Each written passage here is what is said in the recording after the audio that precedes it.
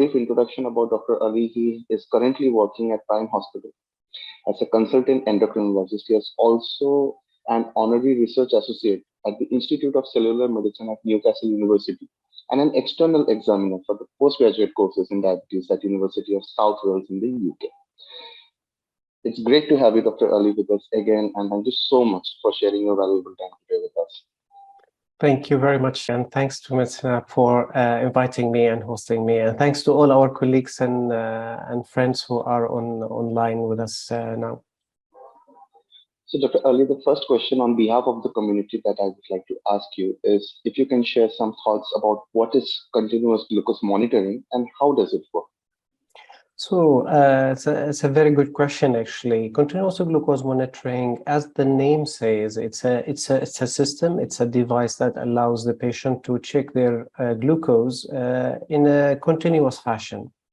And if we kind of take a look at the finger prick, where like the traditional way of checking glucose, the patient has to clean their finger, reach out, prick their finger, and get a blood sample. And from that, they get their glucose at that moment in time. They may get a reading, for example, 180 or like 10 millimole per liter, 180 milligram per deciliter. Now, CGM is like a little sensor that goes through the skin to the interstitial compartment under the skin, and it measures the interstitial fluid glucose in a continuous way, but without need for pricking. The sensor stays on the skin for a number of days, sometimes 6 days, depending on the device, can be 10 or even 14 days. And during that period, the glucose readings are there. You know, the patient can scan for the reading, or the reading can be sent to a mobile device which gives the reading. Now, if we take the example of the finger prick, where like a patient gets 180 milligram per deciliter reading, with the continuous glucose monitoring, they may get 180 milligram per deciliter reading, but they can check it after 5 minutes or 10 minutes or 20 minutes again and again. And they get a little arrow that tells them the changing glucose, if the glucose is going up, or if it is stable, or if it is going down. And this is really powerful for patients because the line of travel is as important as the value itself. A glucose reading of 70 milligram per deciliter or like 4 millimole per liter is borderline hypoglycemia. But if the arrow is pointing up, then the patient's glucose is going up, and therefore there is no risk of hypoglycemia or evolution of hypoglycemia. But if the arrow is pointing down, then the patient knows that, you know, it's falling, it's going to be a hypoglycemia, and they need to do something about it. But with a finger prick, they would only know the glucose reading at that moment in time without any point about the line of travel. And every time they want to do it, they need to prick their finger again and again, which is an unpleasant, painful procedure. And it takes a very good willpower, which, you know, deserves our respect from our patients. So this is a huge difference here. A device that tells us glucose many times without needing to prick the finger and tells us the line of travel for glucose. And in addition to that, you get alerts. So if the glucose is rising up quickly or falling down quickly, or if it is approaching a certain threshold of hyperglycemia or a certain threshold of hypoglycemia, the patient can get an alert. In addition to that, because it's all digital and there is a fascinating technology behind it, the patient can share the data, the glucose data, with their loved ones or their carers or their parents.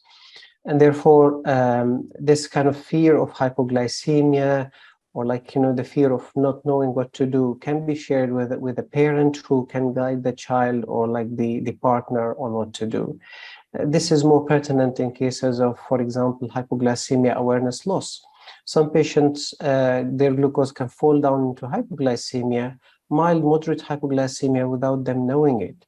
And if that happens overnight, they may progress into severe hypoglycemia, which is life-threatening, before being able to do anything about it. But when an alarm is sound, the patient can wake and do something about it, or the partner or the parent can wake and do something about it. So it's really powerful, and it's changing the scene in the management of diabetes in many patient groups. Right, doctor. So, doctor, what is an insulin pump and how does it work, and what makes it, in comparison to traditional subcutaneous insulin delivery systems, unique, uh, such as in comparison with insulin pens? Yes, so insulin pumps is another like a big leap in technology in the management of type 1 diabetes, actually in diabetes in general, anyone who uses insulin. The way it works, it's a little device which has a reservoir that utilizes only rapid-acting insulin, the likes of Novorapid or Humalog or insulin glargine or Fiasp. So those rapid-acting insulins are stored in a reservoir in the pump, and then that insulin is delivered under the skin continuously, in a continuous fashion, minute by minute, over certain days, usually 3 days or 2 days or something like that.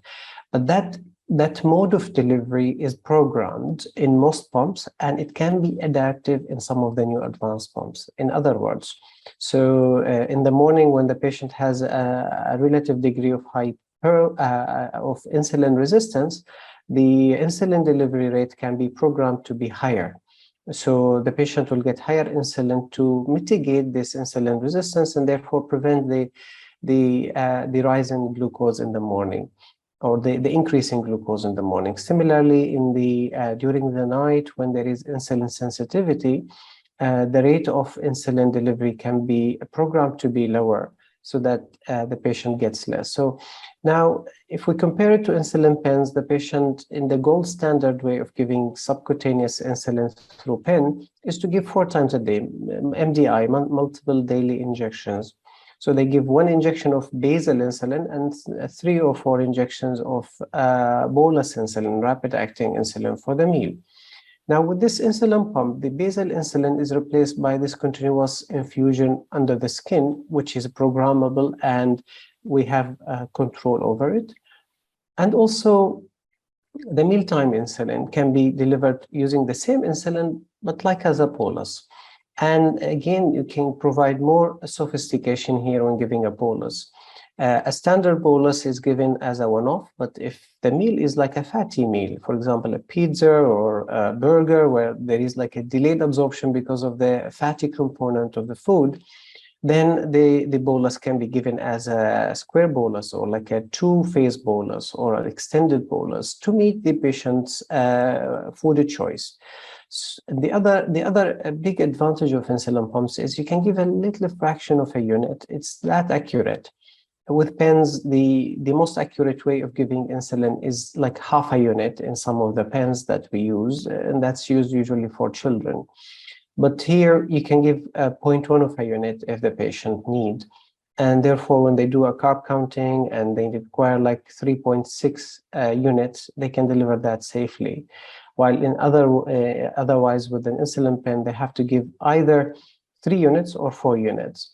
0.4 of a unit doesn't make a huge difference, but on the day-to-day work over many days and weeks and months, that it provides a better, more fine-tuned insulin delivery and less chance of hypoglycemia. Now, in the adaptive insulin pumps, where we call them closed-loop systems, when there is an integration between CGM, the one that I just talked about, and the insulin pump, the basal insulin that is delivered to the patient can become adaptive, and the algorithm in the device will decide on increasing or decreasing or even stopping the insulin delivery depending on the glucose levels and the line of travel for the glucose. So if the patient is doing exercise and they are burning at a higher rate, the insulin goes down. And if they have insulin resistance, for example, they are having like a little viral infection or something where their insulin requirements goes up because of the insulin resistance imposed by the infection, then the adaptive algorithm gives more insulin to the patient to mitigate the rising glucose. And this overall provides better control, more fine-tuned control, and at the end of the day, reducing hypoglycemia and improving quality of life for the patient and their family.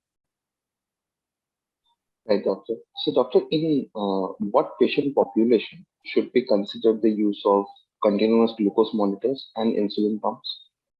So it's a very good question. And in principle, anyone who needs to monitor their glucose can use continuous glucose monitoring. But because of the cost, we usually recommend it for those who require to monitor their glucose very closely. For example, those who are taking insulin, those who are at risk of hypoglycemia, those who need really accurate glycemic control, for example, during pregnancy.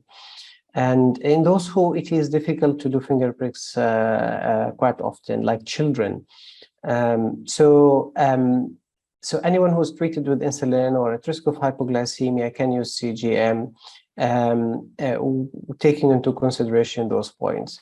With regard to insulin pump, it's on a similar vein. Insulin pump, because it provides continuous insulin infusion and the patient does not need to inject a few times a day, and it gives very fine insulin dosing.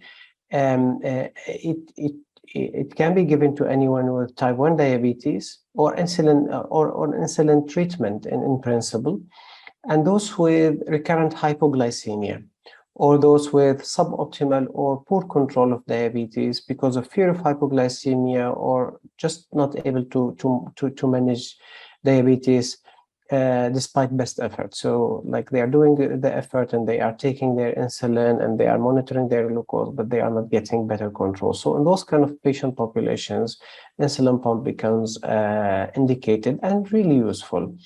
Give example like children. When there is incredible insulin sensitivity and 0.3 of a unit can make a big difference between high and low. That cannot be delivered by an insulin pen. Insulin pump becomes a beautiful way of delivering accurate dosing for those little children.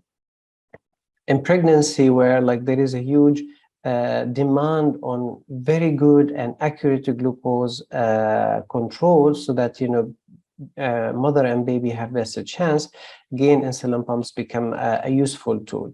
So there are different patient populations, but the most important thing is management of the pump, because the pump itself relies only on one type of insulin, and if not managed well, it can cause hypoglycemia, or the patient can get into DKA, like hyperglycemia and DKA, if not managed well. So this is an important point to take on board when prescribing those devices to patients, and ensuring that there is a good support system there for the patient and for the family. Dr. Ali, it might be at times the patient might be reluctant to use insulin pumps and continuous glucose monitors. Now, in this case, as physicians, how we can initiate, such a conversation with the patients, and any specific pointers we should consider to make the conversation more successful in terms of making them understand that this is the best route to take as well as adhere to. Yes, and we see this quite often actually in clinic when patients are not convinced and reluctant. The best way of convincing the patient is to demonstrate the value relevant to them. I'll give you an example of someone who's getting recurrent hypoglycemia, and they are struggling to avoid those hypos, and they keep their sugar very high, their glucose very high, to avoid hypoglycemia by reducing the amount of insulin. Here, when we provide the CGM, for example, as a tool, it gives them insight about their glucose in a continuous way. So they know when they take insulin, the effect of that, when they take a meal, the effect of that, when they are approaching hypoglycemia, they get an alert, so they can do something about it before it evolves into hypoglycemia. When their sugar is rising very high, they know that they are safe to give insulin. It gives them more trust to give insulin. So by demonstrating the value for the patient, they will get the buy-in. And it's important to explain always that this is not a one-way road. If they start a device and they don't like it, they can stop it. It's not a big deal. It's just that they need to be convinced and they need to be supported when taking on the device.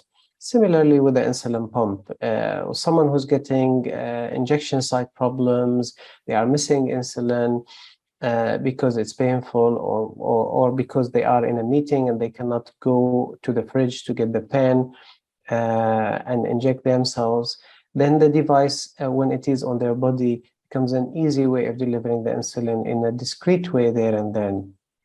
and therefore providing better convenience and better quality of life, because the patient doesn't need to inject many times every day. Using the same cannula and the same tubing, they can deliver insulin as many times as they want over the duration of the cannula, which is usually changed every 2 to 3 days. And some cannulas can be changed every 4 days.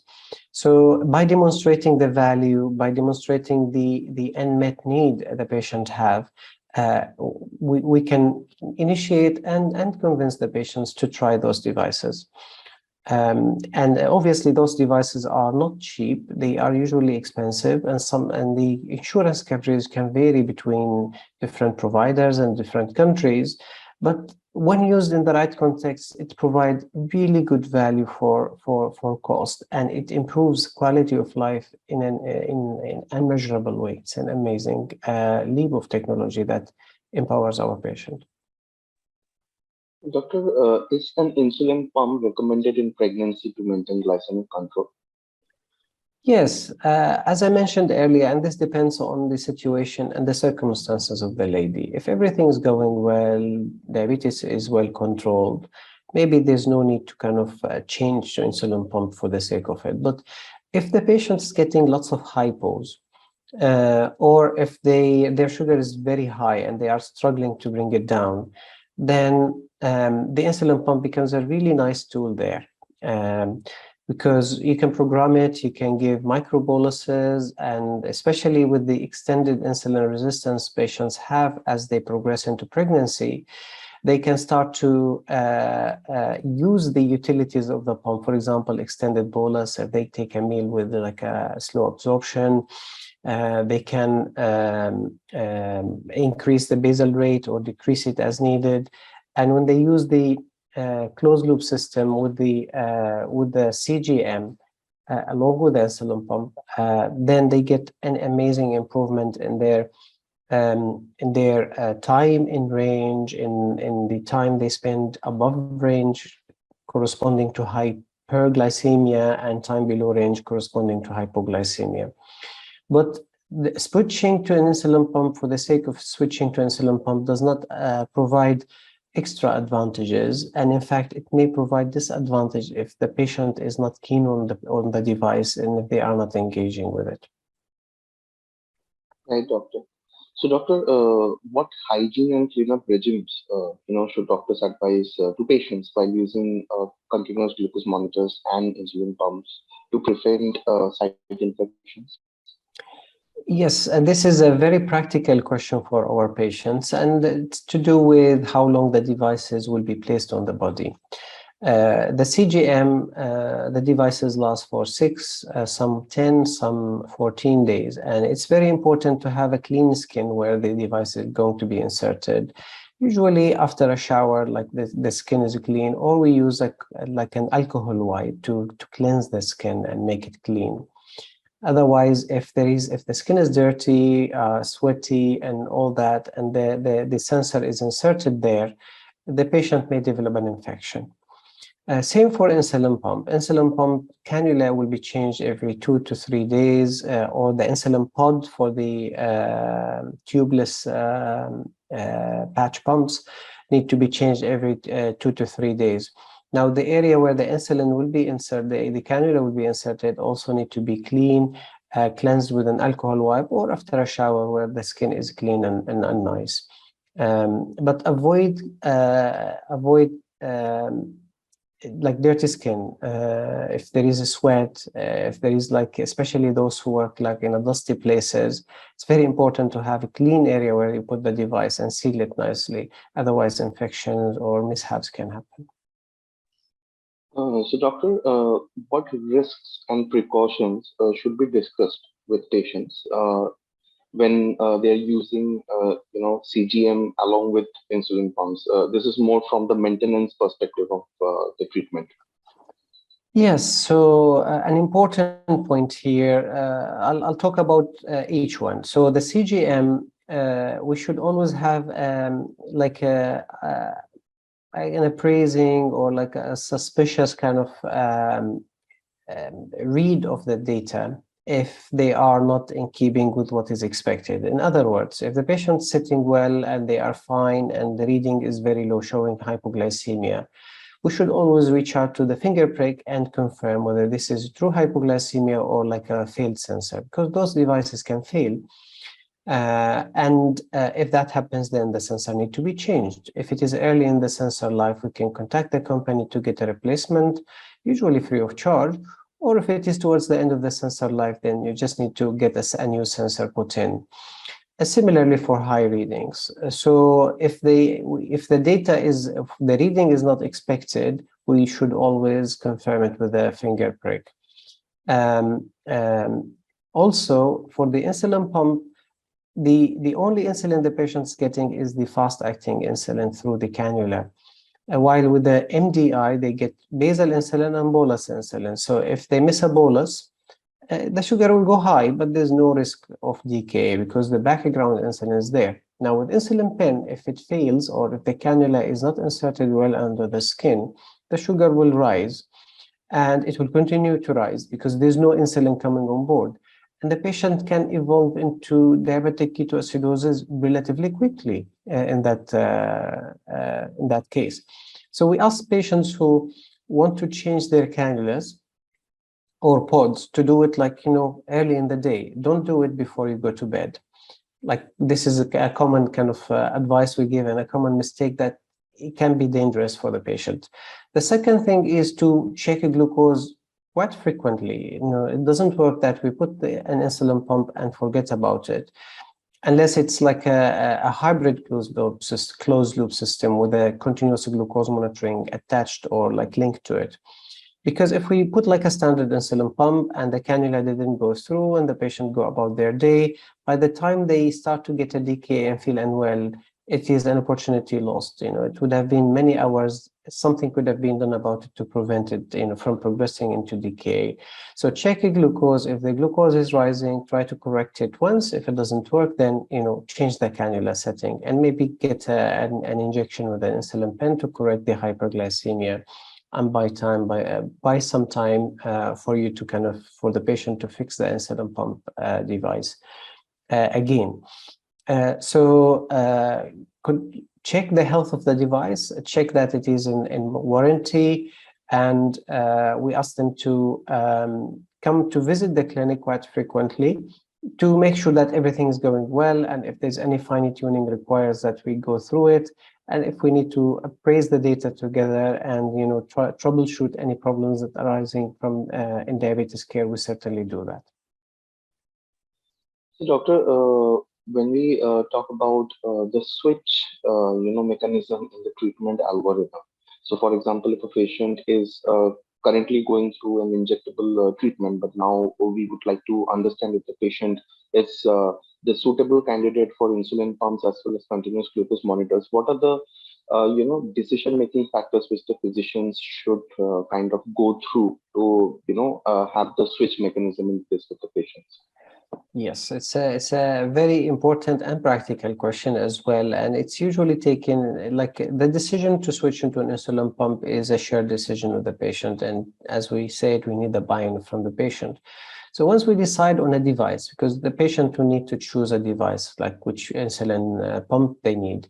Is it the patch pump, like which is like a tubeless pump, or is it like a cannula type pump? Once they take the decision, then there is a way to calculate the total daily dose of insulin. We call it TDD, total daily dose, which is equivalent to the total daily dose average of the subcutaneous injections with pens over the past week. So let's say one day the patient took 40 units, one day took like 38, one day took 42.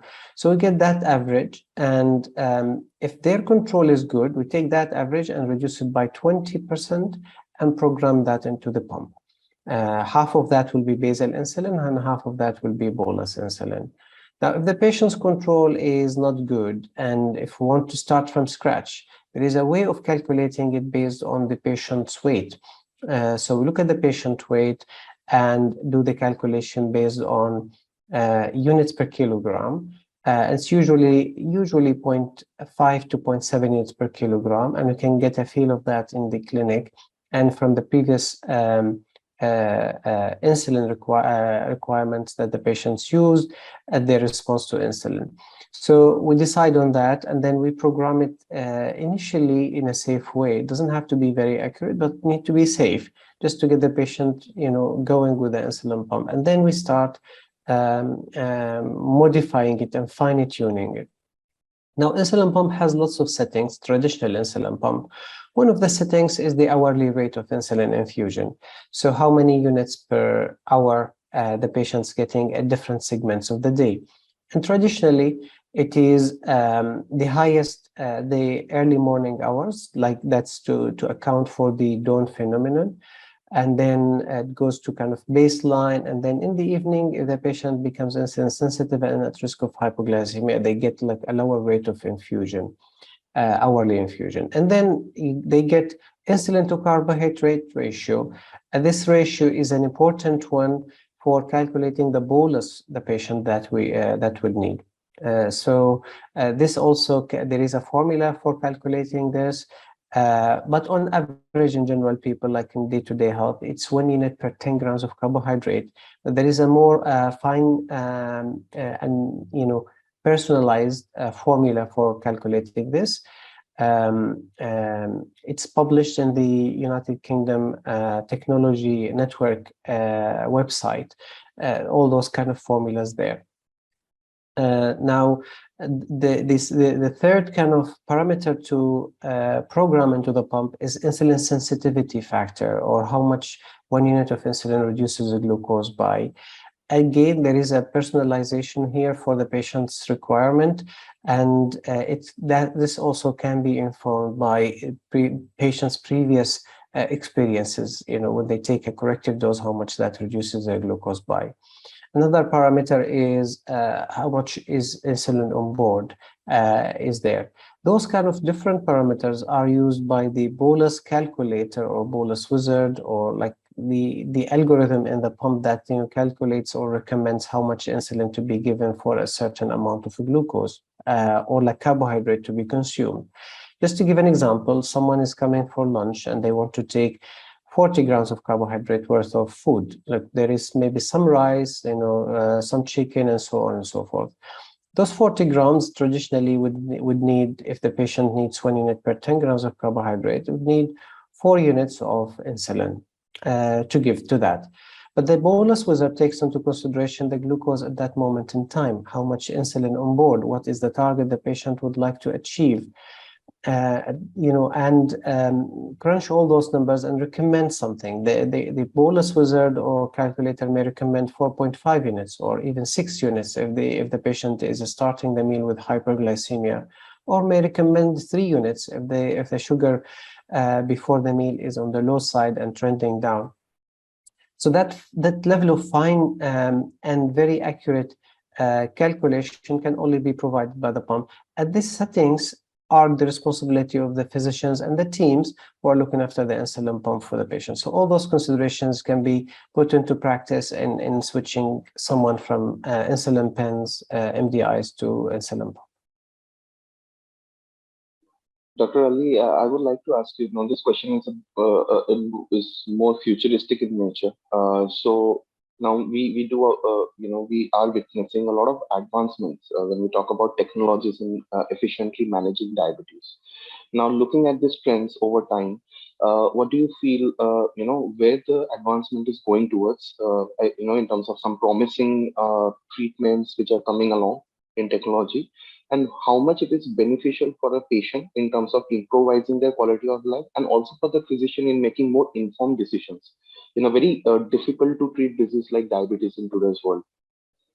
Yes, the future is bright, and if we take kind of the technological leaps and advancements over the past 20 years, when such devices started to come into clinical practice, we see an accelerated and almost exponential growth in this technology.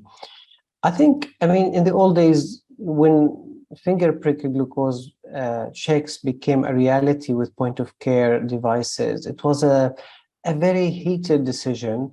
Should the patient still check their glucose in the urine, or shall we move into the finger prick? And what justifies moving to the finger prick, given that it is painful and it is costly compared to just having a sugar in the urine? And that was like, a part of the history now. Everyone, the gold standard is a finger prick. I think the gold standard for glucose monitoring will be CGM in the future, because it's such an amazing tool, painless, improves quality of life, provides such a powerful insight. Instead of looking at the glucose as a fixed value, like a picture, we look at the glucose as it changes, as if we are looking at a video of the glucose changes. So I think continuous glucose monitoring devices will become the standard of care for monitoring glucose in the future. And some of the new technologies are coming into implantable sensors, like where you put a sensor under the skin for 6 months, and the patient, get their sugar readings continuously for that duration of period, which is like, like science fiction. Now that's part of reality, and some of the sensors are becoming available clinically. Those will become the mainstay, and finger prick will become like on the sideline as part of history. For insulin pumps, I think the technology there is advancing. I think the advancement mostly going into, the excitement is mostly going into the closed loop system, where the patient puts an insulin pump with ultra-fast insulin and a sensor, and those together talk to each other, and they go about their life without even counting carbohydrate, without even having to decide whether to tell the pump, I'm going to have a meal, and the meal is this and that and so on. So the patient will just put the device and forget about it, and the device will do the insulin delivery, increase or decrease insulin as needed for the duration of the device. This is still experimental now. There is a hybrid closed loop system where the basal insulin can be adjusted automatically, but we still need to tell the pump that the patient, I'm going to have a meal and this amount of carbohydrate. But there are some experimental systems where we don't even need to tell the pump anything. We just put the device and let it go. Those will become a reality, especially the bionic pump, which has, insulin and glucagon with it, so that, more aggressive algorithms can be used to give insulin with a rescue of glucagon to prevent hypoglycemia, and that provides more stringent diabetes control for day-to-day life. So those will become more prevalent. Now, the cost will still be a problem for many years to come, because those devices are costly to manufacture, and the R&D behind the algorithms and the randomized controlled trials to provide safety and efficacy is huge. And that is, you cannot compare it to an insulin pen. The insulin pen is a plastic device that doesn't cost much. So those insulin pumps, the closed loop insulin pumps, will become the mainstay, but the cost will take time to kind of normalize for the kind of accessibility of ordinary people. The last one is pens. There is a huge improvement there, and there are now the digital pens. When the patient gives an insulin pen shot, the pen itself has a microchip and a processor, which kind of tells the patient how much insulin they've taken. It sends the data to a mobile app. The mobile app can recommend the patient how much insulin to give, and therefore the patients don't forget their insulin injection. And if they forget it, they get a little reminder, and they get a more of accurate advice on how much insulin to give for that moment in time. So there's so many advancements coming our way. And we need to keep up with that. It's those devices will become available. We need to give them to our patients. We need to recommend them to patients. Some of those already there and have been using for many years. So it's really exciting, and I would encourage all our colleagues to become more and more familiar with these, because they will play a major role in measurement of diabetes moving forward. Yeah, thank you so much, Dr. Ali, for sharing with us those valuable insights. I believe uh, a revolution in medicine is now in this age, and a lot of technology and digital advancements are changing the way we look at medicine, and it's really good to be a part of this transition together, I would say. So thank you so much for sharing your valuable insights and providing your valuable time. For the viewers, I would like to thank them for sharing their valuable time to go through this session today. Also, this session will be available in the recorded version on our platform. So any physician who has missed out this session, they can always come back and go through the session presented by Dr. Ali. Thank you so much, Doctor. It's been an honor to host you today. Thank you very much.